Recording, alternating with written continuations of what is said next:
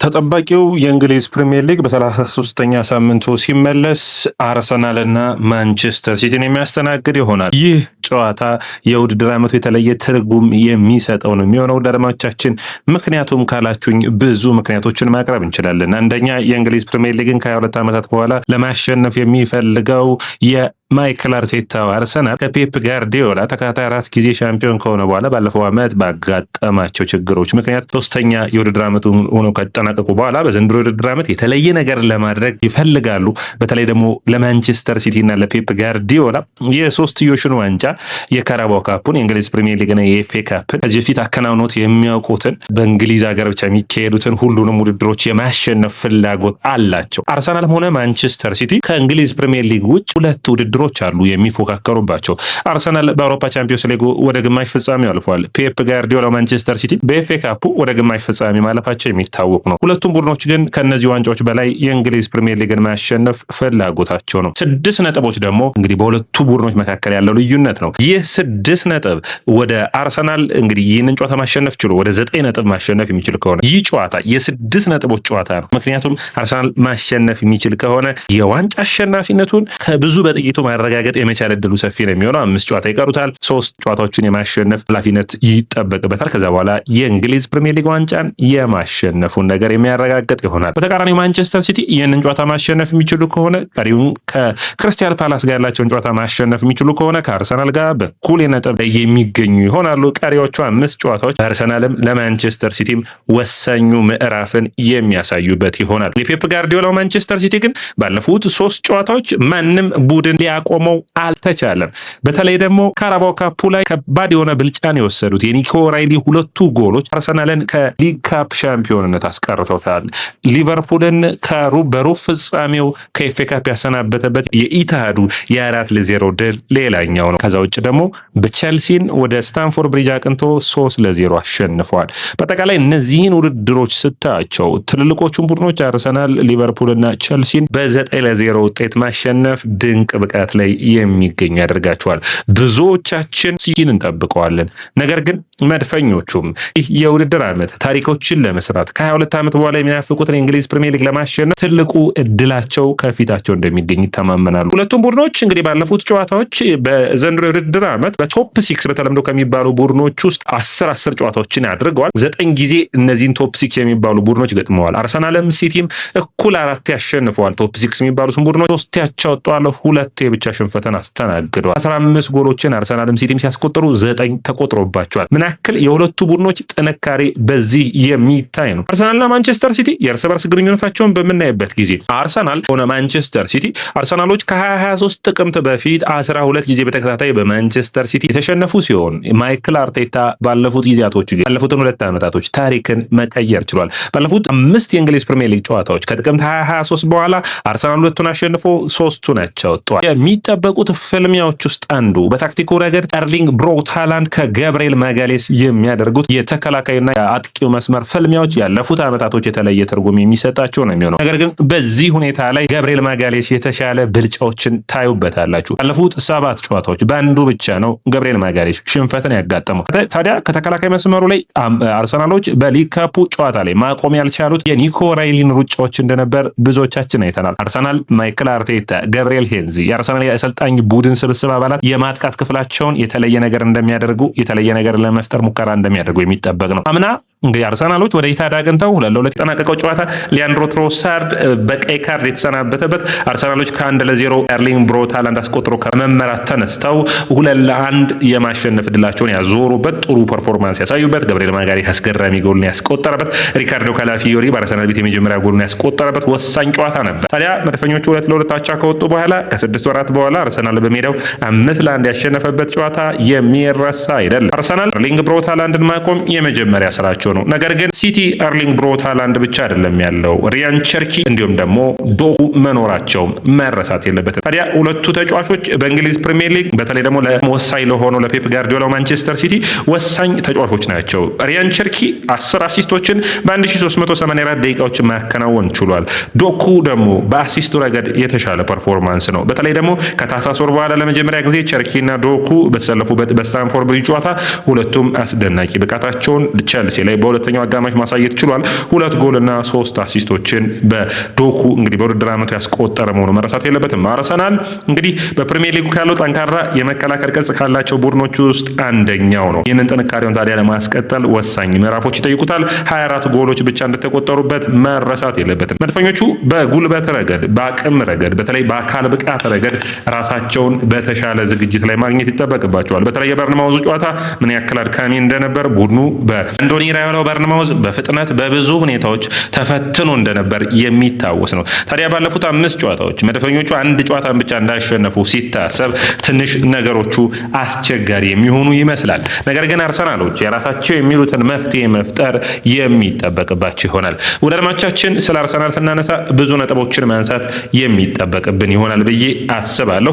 ከነዛም ውስጥ አንዱ እንግዲህ ሊሆን የሚችለው የሚመስለኝ አርሰናል እንደ ቡድን ጥንካሬያቸውን መጠቀም ያስፈልጋቸዋል። በተለይ ጉልበታቸውን ብዙ በማውጣታቸው የተነሳ አንደኛ ወደ ኋላ ፈግፍገው የጨዋታውን ስታይላቸውን ቀይረው ልናየው እንችላለን። ማንቸስተር ሲቲ በዚህ ውድድር ዓመት ወደ ኤምሬትስ ሲመጣ ያደረገውን አርሰናልም ወደ ሲቲ አቅንቶ የማድረግ እድሉ ሰፊ ነው ብዬ አስባለሁ። ነገር ግን የሲቲን ይህንን የማጥቃት ቅርጽ እንዴት ማቆም ይቻላል? ትልቁ ጥያቄ ነው። ለመድፈኞቹ ከፊታቸው አስቸጋሪ ሁኔታ ያለው ደግሞ ሚያዝያ ወር ነው። ሚያዝያ ወር ለመድፈኞቹ አስቸጋሪው ነው። ባለፉት ጊዜያቶች የተመዘገበ ነው። ከአውሮፓ ቻምፒዮንስ ሊግ አምና በግማሽ ፍጻሜ ሲሰናበቱ ፓሪስ ሰን ጀርመን በ2 ጊዜ ሲያሸንፋቸው ያ አጋጣሚ የተፈጠረው መረሳት የሌለበት በሚያዝያ ወር ነው። ታቻምና በባየር ሙኒክ ሲወጡ በዚህ በሚያዝያ ወር ነበር።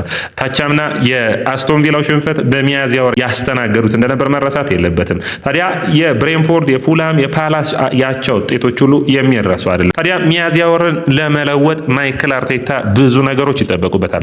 መድፈኞቹ በወራቶች መካከል ስታዩ ጠንካራ የሆነ ብቃታቸውን የሚያሳዩበት እንደሆነ ይታወቃል። ማይክል አርቴታ በቅርቡ እንደተናገረው ለሲቲ ብቻ አይደለም ሚያዝያ ወር ፀሐይዋን ይዛ የምትወጣው፣ እኛም በመስከረምም በሚያዝያም ለመጠቀም ዝግጁ ነን የሚል አስተያየቱ እንደሰጠ የምታስታውስ ነው። እንግዲህ ማይክል አርቴታ በአርሰናል ቤት የማሸነፍ አቅሙን ስታዩ አንደኛው ወር በመስከረም ወር 78% የማሸነፍ አቅም አለው። በጥቅምት 70%፣ በግንቦት 67%፣ በመጋቢት ደግሞ 66%፣ ክረምት ወራትን ከጨመርና ሐምሌ ላይ 63%፣ ነሐሴ ላይ 62% ነው። አርሰናል በሚያዝያ ወር ግን ደካማው ቡድን ነው፣ 42% የማሸነፍ አቅም አለው። ታዲያ አርሰናሎች በብዙ ሁኔታ ረገድ ከሲቲ የሚመጣባቸው ይህንን የማሸነፍ ሁኔታ በሚገባ መግታት ይጠበቅባቸዋል። ሲቲ በሜዳቸው ጠንካራ ስብስብ እንደሆነ የሚታወቅ ነው። ሲቲ ለመጀመሪያ ጊዜ ሽንፈትን ያስተናገደው በሜዳው 2-0 በሜዳቸው የተሸነፉበት ጨዋታ ሆኖ የሚታወስ ነው። በሜዳቸው 2-0 ሲሸነፉ ታዲያ ያ ጨዋታ በውድድር ዓመቱ መጀመሪያ አካባቢ በቶተናም ያስተናገዱት እንደነበር የሚታወስ ነው። ታዲያ ከዛ በኋላ ግን ሲቲ ባለፉት 25 ጨዋታዎች 11ን አሸንፈው 14ቱን አቻ ወጥተዋል በሁሉም ውድድሮች። ታዲያ በኢታድ ለመጨረሻ ጊዜ ሊቨርፑልን 4-0 ያሸነፉበት ድንቅ ብቃታቸውን ይደግሙታል ወይስ መድፈኞቹ የአምና የታቻምና ብቃታቸው ሲቲን ባለፉት ዓመታቶች አሸንፎ እንደማያውቅ ይታወቃል። ታዲያ ዘንድሮ ታሪኮችን ይለውጣሉ? ትልቁ ፈተና ይሆናል። ነገር ግን አርሰናል ጨዋታዎችን ማሸነፍ የሚችልበትን ደግሞ የጎል እድሎቹ ከየት ይገኛሉ የሚለው ባለፉት 5 ጨዋታዎች አርሰናል 3 ጊዜ ብቻ ጎል እንዳስቆጠረ ሲታሰብ እዚህ ጋር አርሰናሎች ሊያስቡበት የሚያስፈልገው 2-3 ምክንያቶችን መደርደር የሚቻል ነው የሚሆነው። መድፈኞቹ አንድ ጎል ብቻ ነው እንግዲህ አንድ ከፍጹም ቅጣት ምት፣ አንድ በተለይ የሊዝበኑ ጎል የሚታወስ ነው የሃቨርትዝ ያስቆጠረው፣ እንዲሁም ደግሞ የሳውዛምፕተኑ ላይ ቪክቶር ኮሬስ ያስቆጠረው ኳስ እንደነበር የሚታስታውስ ነው። ታዲያ ጎሎችን ማግኘት ያስፈልጋል። በተለይ ደግሞ የራቃቸውን የቆመ ኳስ የማስቆጠር ብቃታቸውን መመለስ የሚያስፈልግ ነው የሚሆነው። መድፈኞቹ ቸልሲ ላይ በተከታታይ 2 ጎሎችን ካስቆጠሩ በኋላ በቆመ ኳስ ላይ ጎሎችን ማስቆጠር ተቸግረዋል። ታዲያ የሲቲ ጨዋታ አንዱ የጎል ምንጫቸው ሊሆን የሚችለው ይህ የቆመ ኳስ ነው። በታክቲኩ ረገድ በዚህ ጨዋታ ምን ይጠበቃል የሚለውን እንግዲህ በቀጥታ ላቅርብላችሁ። ማንቸስተር ሲቲ በዚህ ጨዋታ ላይ አንደኛው ሊሆን የሚችለው ለአርሰናሎችም ሊከብዳቸው የሚችለው የሪያን ቸርኪ ጉዳይ ነው። ታዲያ ቸርኪን ለማቆም ምን አይነት ታክቲኮችን አርሰናሎች ይጠቀማሉ? እንዲሁም ደግሞ አርሰናል ዙቢሜንዲን ወደ ተቀያሪ ወንበር ማውረድ አለበት ወይስ ዙቢሜንዲ መሰለፍ አለበት የሚሉ ሌሎች ምክንያቶች አሉ። እነዚህን 3 ጥያቄዎችን በተለይ ወሳኝ የሆነውን የዙቢሜንዲን እንዴት አርሰናል ወደ ተቀያሪ ወንበር ማስቀመጥ አለበት ወይስ ቋሚ ነው ይጀምራሉ? ሁለተኛው ሪያን ቸርኪን እንዴት ያቆማሉ? ሶስተኛው ሊሆን የሚችለው ደግሞ አርሰናል ሃላንድን እንዴት ሊያቆሙ ይችላል የሚሉ 3ቱን ጥያቄዎች በታክቲኩ ረገድ በቀጥታ ወደ እነሱ እናቅና። ዙቢሜንዲን በሚመለከቱ አድማጮቻችን የአርሰናል የውድድር ዓመቱ ምርጥ ፐርፎርም ካደረጉ ተጫዋቾች ውስጥ አንዱ ነው። ነገር ግን በበርንማውዝ ጨዋታ ላይ ያጋጠመው ወሳኙ ምዕራፍ ላይ የተቸገረባቸው ከኋላ በመመስረቱ ረገድ በጣም ተቸግሮ እንደነበር ይታወቃል። በታክቲኩ ረገድ አርሰናል የኦዴጋርድ መዳን የሚገኝ ከሆነ በጨዋታው ላይ ሙሉ አቅሙ ላይ የሚገኝ ከሆነ በኔ ጠቅላላ በጨዋታው በታክቲኩ ረገድ አርሰናል ሊጠቀም የሚችለው ዴክላን ራይስን ብቸኛ 6 ቁጥር አድርጎ ኦዴጋርድና ኤዜን በሁለቱ መስመሮች መጠቀም መቻሉ። ታዲያ የዙቢሜንዲ አንዱ ችግር በፓተርን በምንለው ነው እንጂ ፉል 360 ዲግሪ የሚዞር አይደለም። ኳስ ይዞ 180 ዲግሪ ብቻ ነው የሚዞር። ያ ደግሞ አርሰናልን በቀኝ በኩል ሲሰጥ ብቻ ነው ተመራጭ የሚያደርገው። በግራው በኩል እንደ ቀኙ ጥሩ ስላልሆነ ወደ ዲክላን ራይስና ወደ ሌሎች ተጫዋቾች የሚልካቸው ኳሶች ልክ አይደሉም። ነገር ግን በስፖርቲንግ ሊዝበኑ ጨዋታ ላይ ጥሩ ፐርፎርም ያደረገው በምን መንገድ ነበር?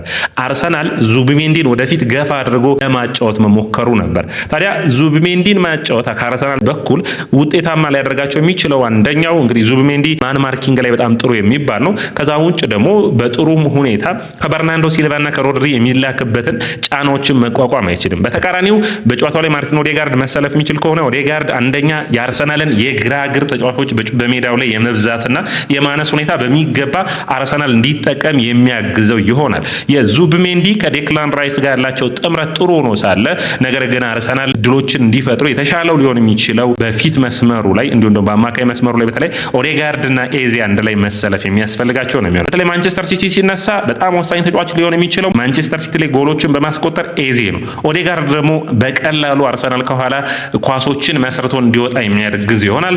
በተለይ ኦዴጋርድ ፕረስ በሚደረግበት ጊዜ በጣም ጥሩ ከሚባሉ ተጫዋቾች ውስጥ አንዱ ነው። በቀላሉ ፕረስ አይደረግም።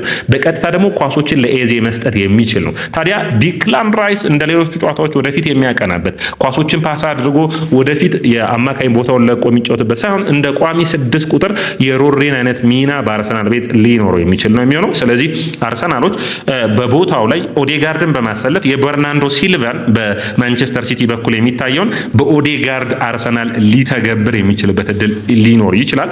ያ ግን ኦዴጋርድ ፊትነቱ ላይ ከተገኘ ነው። ያለበለዚያ ግን ሊሆን የሚችለው ዙቢሜንዲን ማሰለፍ ነው። ታዲያ ዙቢሜንዲ የሚሰለፍም ከሆነ እንደ ስፖርቲንግ ሊዝበን ሁሉ ወደ ቀኝ አጋድሎ ሳይሆን ወደ ግራ አጋድሎ እንዲጫወት ማድረግ አንዱ አርሰናል ሊጠቅመው የሚችል ነው የሚሆነው። ታዲያ አንዳንዴ እንደዚህ አይነት ሚናዎችን የምትሰጧቸው ከሆነ በተለይ እንደ ኦዴጋርድ አይነት የአማካይ መስመሩ ተጫዋች ሲኖሩ ወደኋላ ከተከላካዮቹ ጎን ነው እንደ ሌላ ተከላካይ ሆኖ ኳሱን በመመስረት ያግዙ ይችላሉ። በዘመናዊ እግር ኳስ ውስጥ የተለመደ ነው። ቪቲኒያን፣ ጁድ ቤሊንጋምን፣ ጆሹዋ ኪሚችን እንደዚህ አይተናል አይደል ባለፉት እንግዲህ በአውሮፓ ቻምፒዮንስ ሊግ ጨዋታዎች እንኳን። ስለዚህ አርሰናል ይህንን የመጠቀም አቅም ይኖረዋል። ነገር ግን መድፈኞቹ ሁለቱን መስመሮችን በሚገባ ማሮጥ የሚችሉ ተጫዋቾችን ማሰለፍ ግዴታ ውስጥ የሚወድቁ ይሆናል ብዬ አስባለሁ። ሌላኛው ሪያን ቸርኪን እንዴት ያቆማሉ ነው። አንደኛ ማንቸስተር ሲቲ በ3-2-5 በሚያጠቃበት ጊዜ የበርናንዶ ሲልቫ ሚና በየቦታው ኦቨርሎድ የመፍጠር ፍላጎት እና በጨዋታዎች ውስጥ የተለየ ተጽዕኖ የመፍጠር ፍላጎት እንደሆነ ይታወቃል። ነገር ግን በማንቸስተር ሲቲ ያጫወት ሂደት ውስጥ ትልቁ ሚና የሚኖረው ሪያን ቸርኪ ነው። ሪያን ቸርኪን ዋን ቱ ማን ማርኪንግ ማድረግ በጣም አስቸጋሪ ነው። ነፃ ሮል ነው ያለው። የትም ቦታ ላይ በትክክለኛው ሰዓት መገኘት ነው የሚያስፈልገው። ታዲያ ማንቸስተር ሲቲ የቀኝ መስመሩን ኦቨርሎድ ያደርግና ከግራ መስመር ተቃራኒ ቡድን ክፍት እንዲሆን ያደርጋል። አንቶን ሴማዮና ሪያን ቸርኪ ኦቨርሎድ በማድረግ ሁለቱን መስመሮች በተለያየ ቦታዎችን በመሸፈን ኳሶችን በረጅሙ ይለቃሉ። ወደ ማን ማለት ነው?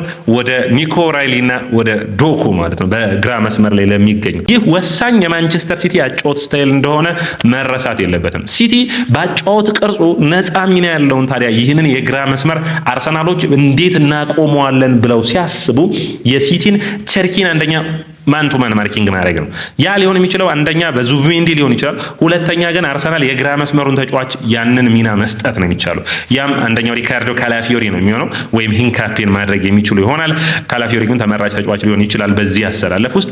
ነገር ግን አርሰናል ዙቢሜንዲ የሚያሰልፍ ከሆነ የመጀመሪያው ተቀዳሚው ዙቢሜንዲ ይሆናል። ከዚህ በፊት አርሰናሎች በተለይ ታስታውሱት ከሆነ በጣም በጥሩ ሁኔታ የሚነሳው የሳሊባ ነበር አይደለም። ሳሊባ በጥሩ ፐርፎርማንስ ሃሪኬንን በሚገባ ማቆም የቻለበት ጨዋታ የሚታወስ ነው። አርሊንግ ብሮት ሃላንድም ስፔሶችን ላለማግኘት አርሊንግ ብሮት ሃላንድም በሁለት ሰው ማርክ ሲደረግ ሜዳ ላይ ልናይ እንችላለን።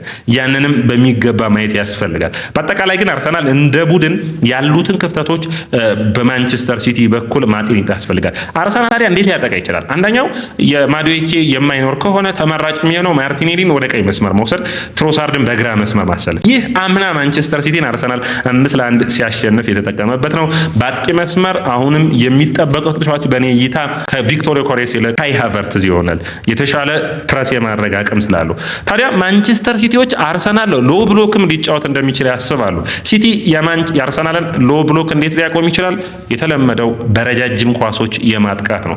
ኳሶች ወደ ሳጥን እንዲላኩ ማድረግ። ኦራይሊ እና ሃላንድ በረጃጅም ቁመታቸው አርሰናልን ሲፈትኑት ማየት ነው። አርሰናል ከነዚህ ፈተናዎች እንዲያልፍ ደግሞ ሞስኬራን በቆመ ኳሶች ረገድ ጥሩ ፐርፎርማንስ ያለውን በቀኝ መስመር ላይ የማሰለፍ ግዴታ ውስጥ ሊወድቅ ይችላል። ወደ አድማጮቻችን ይህ ያያ ስፖርት ነው። ያያ ስፖርትን ላይክ፣ ሼር፣ ኮሜንት፣ ሰብስክራይብ ማድረጋችሁን አትርሱ።